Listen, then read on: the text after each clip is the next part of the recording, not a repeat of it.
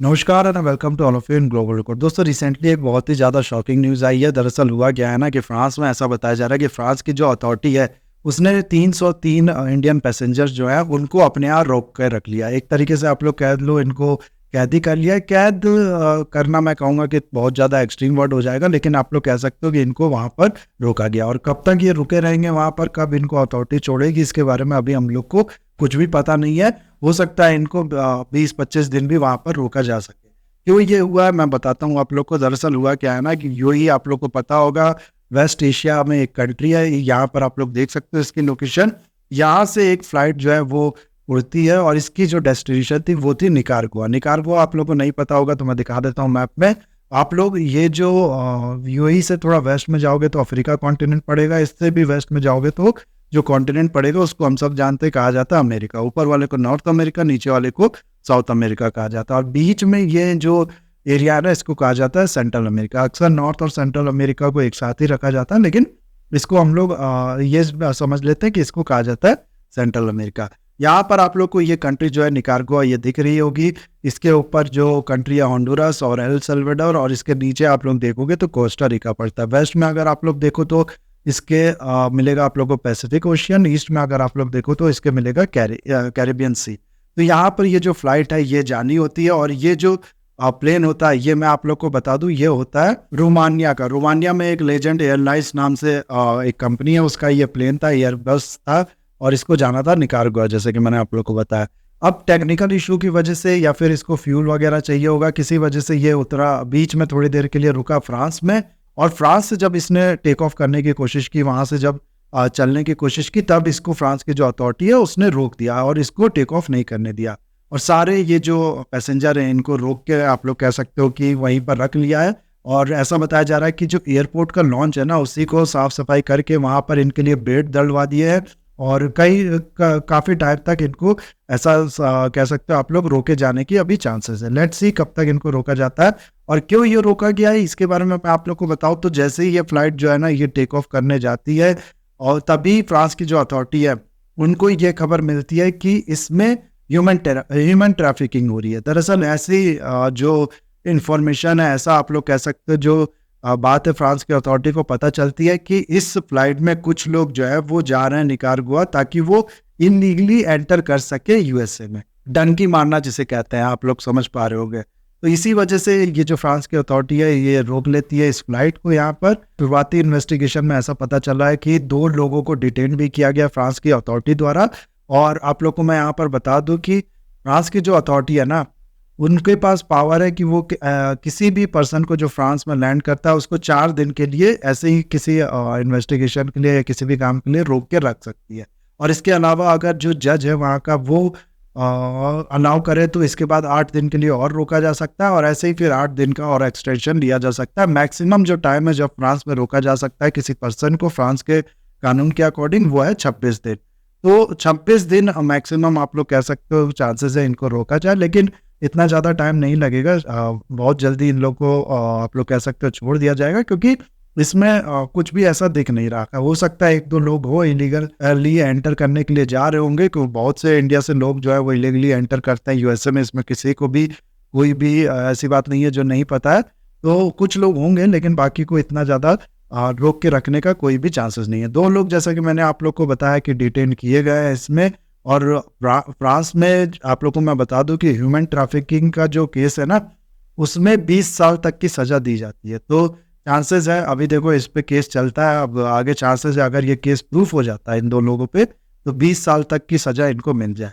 India की जो embassy है उसको कॉन्सुलर एक्सेस इसमें दिया गया था। इंडिया के जो ऑफिशियल है वो भी इस एरिया में गए थे, आप लोग कह सकते हो इस एयरपोर्ट पे गए थे। किस एयरपोर्ट की यहाँ पर बात हो रही है, पेरिस से 150 किलोमीटर दूर अगर आप लोग देखोगे ना तो वेट्री एक एयरपोर्ट पड़ता है, जहाँ पर जो बजट एयरलाइंस होती है ना जो बहुत ज़्यादा महंगी नहीं होती, उनके लिए बेसिकली ये जो एयरपोर्ट है यहाँ पर उनके लिए ऑपरेट करता है। आप लोग कह सकते हो वही फ्लाइट ज़्यादा यहाँ पर टेक ऑफ और यहाँ पर लैंड करती हैं। इसी एयरपोर्ट पे इन लोगों का रहने खाने का व्यवस्था बना दिया गया। ऐसा बताया जा रहा है कि एयरपोर्ट का जो लॉन्च है ना उसको क्लीन करके उस पर पूरे बेड डलवा दिए गए इन सब के लिए, और वहीं पर इनके रहने खाने की व्यवस्था जो है वो पूरी हो गई है। ये सब चीज़ अगर आप लोग देखो ना, इसके अलावा तो ये न्यूज़ ऐसे टाइप पे आई है जब आप लोग को पता होगा कि ऑलरेडी फ्रांस के जो प्रेसिडेंट है वो आने वाले हैं इंडिया में, और रिपब्लिक डे जो है 26 जनवरी उस दिन, और जो रिपब्लिक डे की परेड होती है उसको आप लोग कह सकते हो अटेंड करने के लिए। और इससे पहले आप लोग को पता होगा कि जो बाइडन को बुलाया जाना था, लेकिन जो बाइडन जो है वो नहीं आ पा रहे किसी वजह से, इसलिए फ्रांस के प्रेसिडेंट को बुलाया गया। तो आप लोग ऐसे समझो ना कि हो सकता है किसी ने बदमाशी की हो, जो ये रिलेशन है, ये आप लोग कह सकते हो दोनों लीडर्स के बीच में बॉन्डिंग है या दोनों कंट्रीज के बीच में बॉन्डिंग है, इसको इसमें तनाव डालने के लिए, लेकिन इसके चांसेस भी कम है। हो सकता है ये बात सच भी हो कि कुछ लोग जा रहे होंगे इसमें इमिग्रेशन के लिए, लीगली एंटर करने के लिए यूएसए में। लेट्स सी आगे क्या निकल के आता है इन्वेस्टिगेशन में। तो ये थी पूरी न्यूज़। लेकिन देखो यहाँ पर जो मेन इशू इसके वजह से सामने आता है वो है इलीगल इमिग्रेशन, जो इलीगली इंडियंस या फिर बाकी कंट्री के जो लोग एंटर करते हैं यूएसए या फिर बाकी यूरोपियन कंट्रीज में, उसका दरअसल होता क्या है ना कि बहुत सी कंट्री में अपॉर्चुनिटी की कमी है। इवन कि इंडिया में अगर आप लोग देखो ना, तो हम लोग बहुत टाइम से सुनते थे जॉब्स वगैरह जो है उसकी कमी है, और इस तरीके के बहुत से जो आप लोग कह सकते हो ना बेनिफिट जो है वो वेस्टर्न कंट्रीज अपने आप देती हैं, जो कि इंडिया की इकोनॉमी अभी भी नहीं दे पाती है।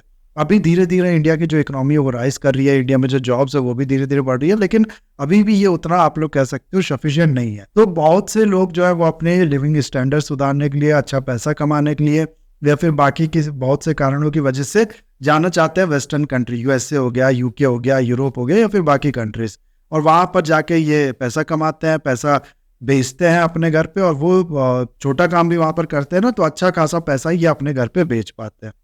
अब इसमें अगर आप लोग देखो ना, तो होता क्या है कि कुछ लोगों को तो वीज़ा मिल जाता है। अब जाहिर सी बात है सबको तो बुला नहीं लेंगी ये कंट्रीज, इनको अपने लोग भी हैं, जॉब्स उनको भी देनी है, तो कुछ लोगों को तो यहाँ पर वीज़ा मिल जाता है। लेकिन बहुत से ऐसे लोग हैं जिनको वीज़ा नहीं मिल पाता है, तो वो क्या करते हैं कि इलीगली एंटर करने की कोशिश करते हैं इन कंट्रीज में। और ये इतना खतरनाक होता है ना, मैं आप लोग को बता दूं, जंगल क्रॉस करना पड़ता है, और बहुत से जो बॉर्डर्स हैं उसमें कह सकते हो कि जो सिक्योरिटी फोर्सेस होती है, जो भी एजेंसीज वगैरह होती है बॉर्डर देखने वाली, उनसे बच के निकलना पड़ता है।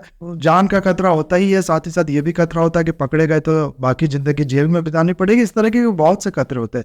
इवन कि एक केस भी हुआ था 2020 में, आप लोगों को मैं बता दूं, ब्रिज यादव करके एक शख्स था, इंडिया का ही नाम से ही आप लोगों को पता चल रहा होगा।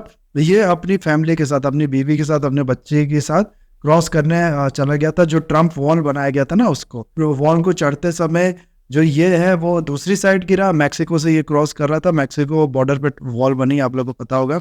ये दूसरी साइड गिरा, वाइफ जो है वो किसी और साइड गिरी, वाइफ यूएसए वाली साइड गिर गई, और ये गिर गया मैक्सिको वाली साइड है, और ये आप लोग कह सकते हो मर गया, इसकी डेथ हो गई। तो इस तरह की का बहुत सा खतरा होता है। हाल में एक मूवी भी आ रही होगी, आप लोगों ने सुना होगा, शाहरुख खान की डन के नाम से, तो उसमें भी कुछ इसी तरह की चीजें जो है वो दिखाई गई होगी। तो ये चीज अगर आप लोग देखो ना, तो एक बहुत बड़ा इशू है इन कंट्रीज के लिए, तो है ही, इंडिया के लिए भी एक बहुत बड़ा इशू। अगर आप लोग देखो तो कोई भी कंट्री होगी उसका नाम खराब ही होगा कि उसके लोग इस तरीके से किसी और कंट्री में अपनी जान का आप लोग कह सकते हो खतरा लेके जाने की कोशिश करें। इसका मतलब यही है ना कि इस कंट्री में रहना से अच्छा वो अपनी जान की बाजी लगाना पसंद करते हैं। तो जाहिर सी बात है इंडिया के लिए भी एक बहुत बड़ा इशू है। आप लोगों को मैं नंबर्स में अगर बता दूं ना, तो सिर्फ अगर हम लोग यूएसए की बात करें, इंडिया से भी बहुत से इमिग्रेंट जाते हैं इन सब कंट्री में, इलीगली एंटर करने की कोशिश करते हैं। उसमें से सिर्फ यूएसए की अगर हम लोग बात करें ना, तो यूएसए की जो कस्टम है उसका कहना है कि इंडिया जो है वो 3rd नंबर पे आता है, सबसे ज्यादा इलीगल इमिग्रेंट्स जो हैं उनके रह रहे हैं यूएसए में। यानी कि कहने का मतलब है कि सबसे ज्यादा इलीगल इमिग्रेंट्स किस कंट्री के हैं यूएसए में, उनकी अगर हम लोग लिस्ट बनाए तो उसमें इंडिया जो है वो 3rd नंबर पे आता है। ऐसा इनका कहना है कि 7 लाख से ज्यादा इलीगल इमिग्रेंट जो है वो रह रहे हैं इस समय इंडिया के यूएसए में। उसके अलावा अगर आप लोग देखो ना, तो हाल में एक लास्ट मंथ ही एक इस तरीके की रिपोर्ट, इस तरीके की न्यूज जो है वो सामने आई थी, जिसमें कहा गया था कि अक्टूबर 2022 से लेकर सितंबर 2023 तक 97,000 इंडियंस को इलीगली एंट्री करते हुए पाया गया है, पकड़ा गया है, आप लोग कह सकते हो यूएसए के जो फोर्सेस हैं उनके द्वारा। ये केवल उतने हैं जिनको पकड़ा गया, कितने तो कर चुके होंगे सक्सेसफुली, आप लोग खुद ही समझ पा रहे होंगे। यूके के भी हाल में आप लोग ने न्यूज सुनी होगी कि यूके ने क्या किया है कि इंडिया जो है उसको सेफ प्लेस डिक्लेयर कर दिया। दरअसल होता क्या है ना कि कहीं से भी, इंडिया ही से नहीं, बाकी कंट्रीज से भी जो लोग जाते हैं वो कहते क्या है कि हमारी लाइफ हमारे कंट्री में सेफ नहीं है, इसलिए हमको यहाँ पर रहने दो। अब जाहिर सी बात है फोर्सफुली ये कंट्री वापस इनको डिपोर्ट नहीं कर सकती जब इस तरीके का आर्गूमेंट दे दे कोई कि हमारी लाइफ हमारी कंट्री में सेफ नहीं है। ये आप लोग कह सकते हो बहुत ही ज़्यादा जो इंटरनेशनल कन्वेंशन है उसके खिलाफ चला जाता है।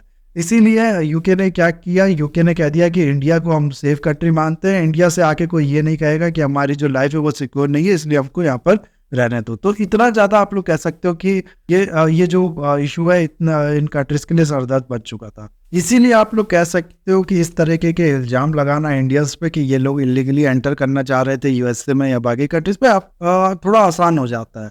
तो अभी तो कुछ नहीं कहा जा सकता, अभी तो इन्वेस्टिगेशन चलेगी, लेट्स सी क्या निकल के सामने आता है। और अभी जो न्यूज़ है वो यही कि इन लोगों को रोक लिया गया है, 2 लोग को डिटेन कर लिया गया है, जो कि मैंने आप लोग को बताया। तो जैसे ही कोई फर्दर न्यूज़ आए कि इसमें मैं आगे उस पे फॉलो अप वीडियो बना दूंगा। अभी इस वीडियो को मैं करता हूँ यहाँ पर खत्म। आई होप वीडियो आपको अच्छा लगा होगा। इसे लाइक, कमेंट, शेयर, सब्सक्राइब जरूर कीजिएगा। That's all, have a nice day, take